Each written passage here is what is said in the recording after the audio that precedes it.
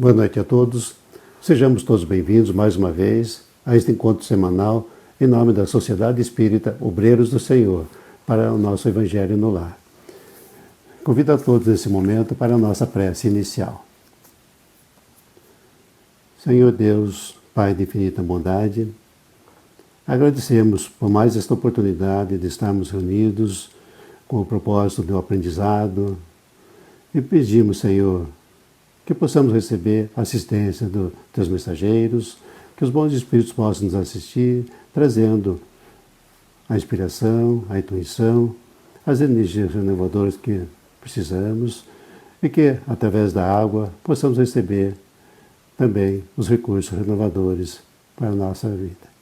Assim pedimos, Senhor, permissão para dar início ao nosso estudo no Evangelho desta noite. Que assim seja. Hoje vamos fazer algumas considerações sobre a indulgência, que consta do capítulo 10 do Evangelho segundo o Espiritismo, cujo título é Bem-aventurados os misericordiosos.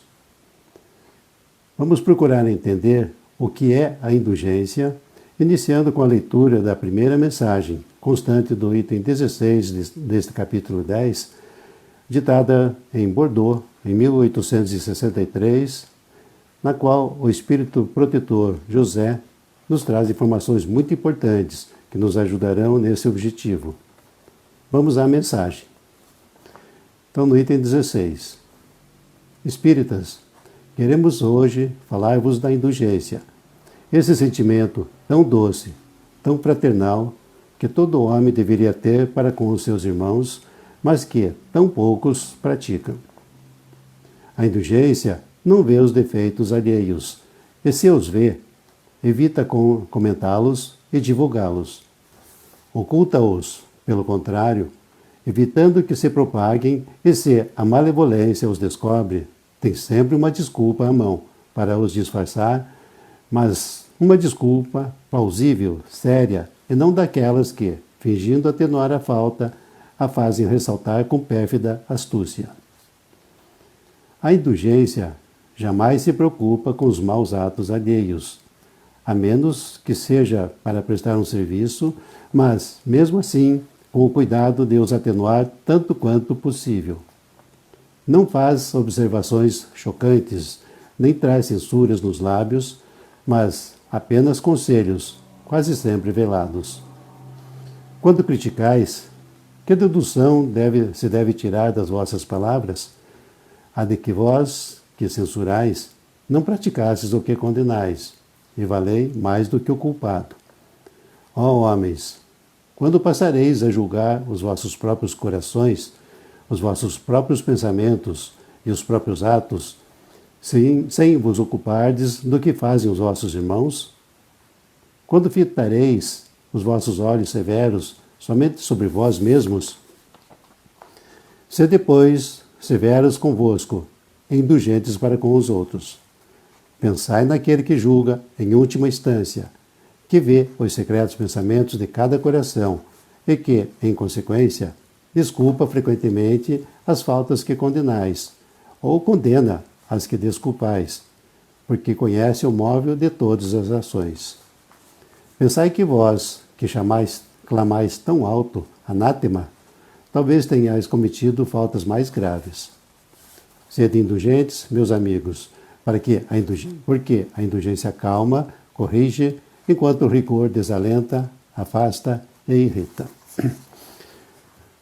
Então, nessa mensagem, o Espírito José nos diz que a indulgência é um sentimento doce e fraternal, que todos deveríamos ter uns para com os outros, ou seja, é um sentimento de fraternidade pura, de humanidade, de união, de empatia, sem disputas mesquinhas, induzindo a colaboração de todos como verdadeiros irmãos na edificação da grande família humana.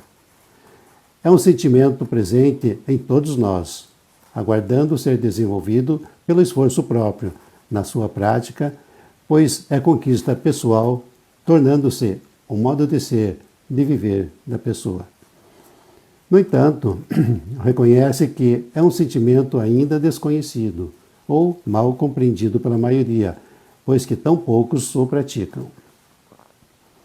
No segundo parágrafo desta mensagem, ele nos diz que a pessoa indulgente evita ver os defeitos alheios e menos ainda divulgá-los, evitando assim a sua propagação.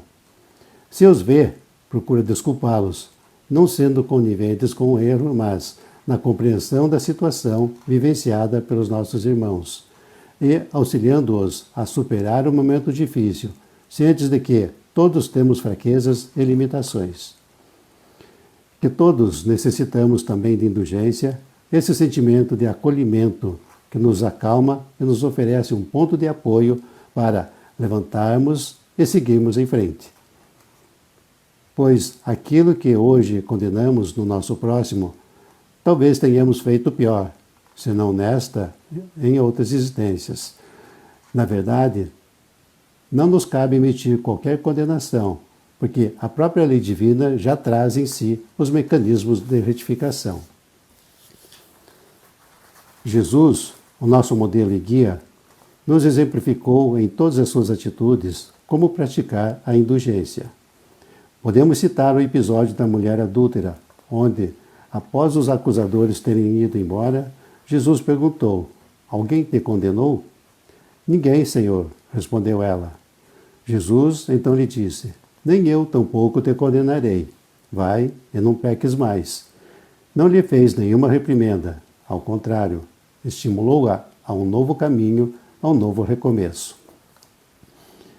Nos casos de cura, também ele repetia sempre esse alerta: vai e não peques mais para que não te aconteça coisa pior, incentivando a mudança de hábitos, a busca de novas oportunidades que nem todos aproveitavam.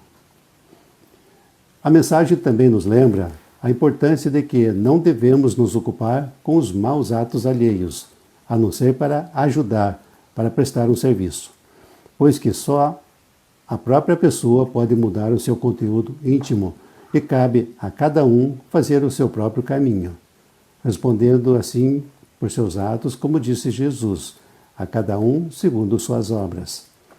Portanto, devemos ser mais severos conosco mesmos, não no sentido de culpa, mas de análise, de autoconhecimento, corrigindo nossas imperfeições e assim compreendendo melhor os equívocos dos nossos irmãos.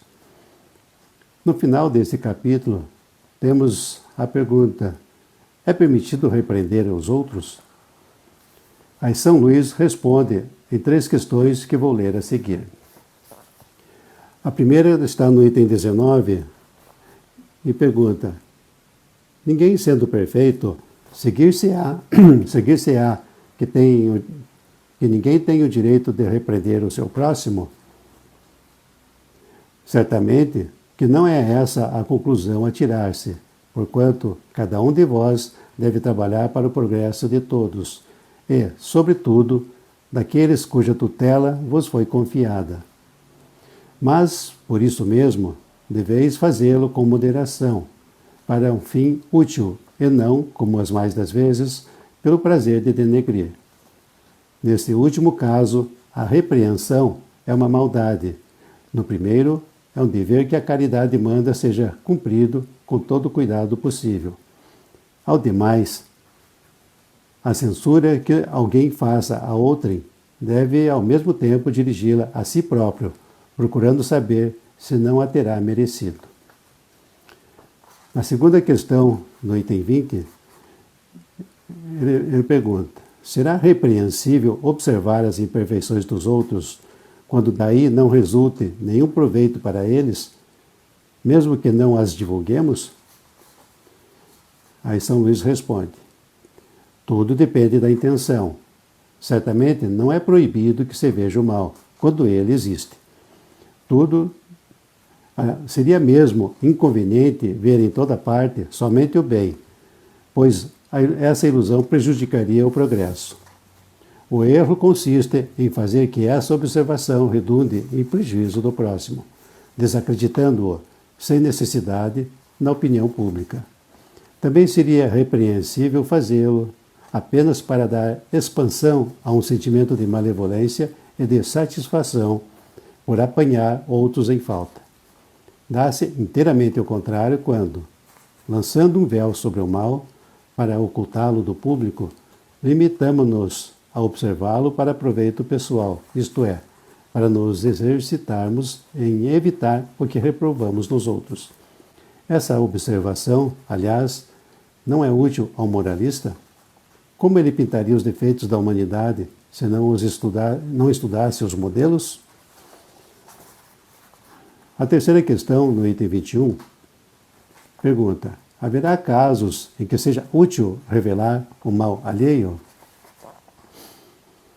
Essa questão é muito delicada, e aqui se deve fazer um apelo à caridade bem compreendida.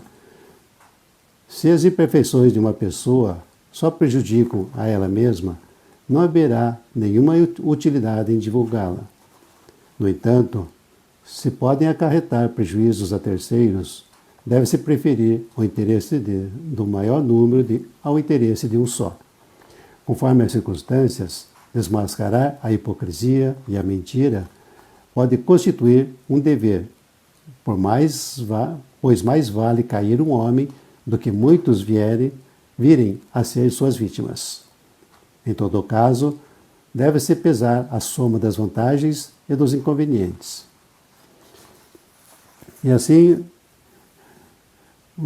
pego agora a questão 886 do Livro dos Espíritos, onde Kardec pergunta qual o verdadeiro sentido da palavra caridade como a entendia Jesus. E os Espíritos respondem: benevolência para com todos, indulgência para com as imperfeições dos outros e perdão das ofensas. Essas três condições são inseparáveis, pois a pessoa benevolente necessariamente tem que ser indulgente e ser capaz de perdoar. Assim também, não há indulgência sem a benevolência e o perdão, ao mesmo tempo que ninguém pode perdoar verdadeiramente sem ser benevolente e indulgente. A doutrina espírita nos ensina que, fora da caridade, não há salvação. Assim sendo, é hora de despertarmos para a verdadeira realidade. Quantas oportunidades já desperdiçamos? E hoje, nesta encarnação, provavelmente estejamos tendo a maior de todas, em função dos conhecimentos e experiências já adquiridos. Só depende de cada um de nós, pois a caridade é o amor ao próximo em ação. E sabemos que ninguém evolui isoladamente. E a caridade é a virtude divina que precisamos adquirir. Só ela nos une e nos fortalece na grande jornada. Que Jesus nos abençoe e nos dê paz a todos. Então, encerrando o Evangelho desta noite, convido a todos mais uma vez para unirmos os nossos pensamentos e dirigindo a Deus, nosso Pai, ao nosso Mestre Jesus, toda a gratidão por mais essa oportunidade de aprendizado, de reflexão, e que esses apontamentos desta noite possam repercutir no nosso íntimo, trazendo-nos alguma luz, algum esclarecimento para essas questões tão importantes, especialmente essa da caridade, do perdão, da indulgência e com benevolência sempre. É assim, Deus, Pai de infinita bondade, muito obrigado por mais esse momento, por essa oportunidade, e pedimos, Senhor, envolve-nos no Teu amor, na Tua infinita bondade, permita, Senhor, que Teus mensageiros possam visitar nossos lares, trazendo-nos as energias renovadoras, os fluidos espirituais que necessitamos, fluidificando nossas águas, magnetizando, para que possamos, através dela, receber os recursos renovadores. E assim pedimos, Senhor, em nome do nosso Mestre Jesus, permissão para encerrar essa atividade de noite, pedindo que a Tua paz permaneça em nossos corações, hoje e sempre. Que assim seja. Agradecemos a participação de todos, uma boa noite, uma boa semana e muita paz. Que assim seja.